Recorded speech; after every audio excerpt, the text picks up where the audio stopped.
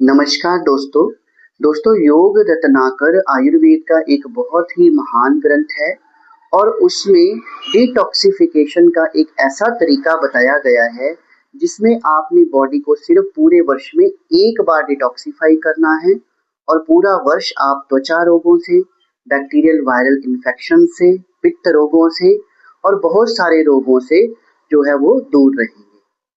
तो सबसे पहले स्क्रीन के ऊपर मैंने आपको वो श्लोक लगाया है, उस श्लोक को देख लेते हैं और साथ में उसका मोटा मोटा मतलब समझ लेते हैं।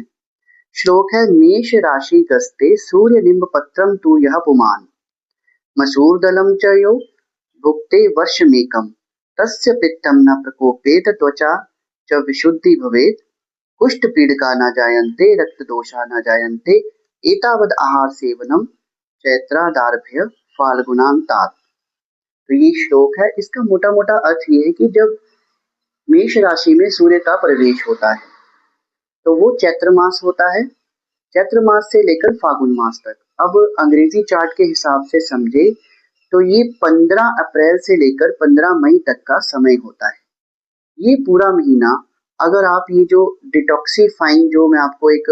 तरीका बताने जा रहा हूँ, जो योग रत्नाकर में बताया गया है, जो योग बताया गया है, उसका इस्तेमाल कर लेते हैं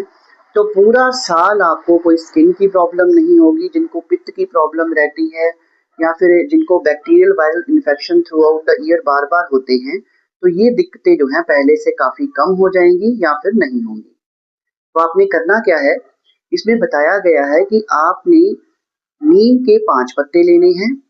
और लाल रंग की जो मसूर दाल होती है उसकी भी कम से कम 5 दाने लेने हैं और इसकी आपने चटनी सी बनानी है और रोज खाली पेट उस चटनी को आपने खाना है और 1 घंटे तक फिर आपने खाना नहीं खाना है। वैसे तो आपको चैत्र मास से लेकर फागुन मास यानी कि 15 अप्रैल से लेकर 15 मई तक रेगुलरली ये करना है, लेकिन अगर आप रेगुलरली नहीं कर सकते या 15 मार्च जैसे 15 अप्रैल तो निकल गया है तो जितने दिन बाकी बचे हैं उतने दिन अगर आप कर लेते हैं या फिर इस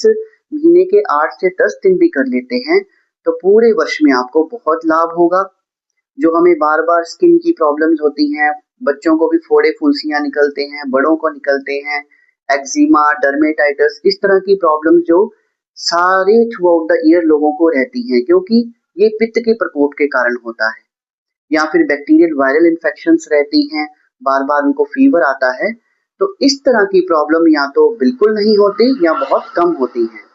तो अगर आप भी इस तरह की प्रॉब्लम से जूझ रहे हैं तो ये जो डिटॉक्सिफाइंग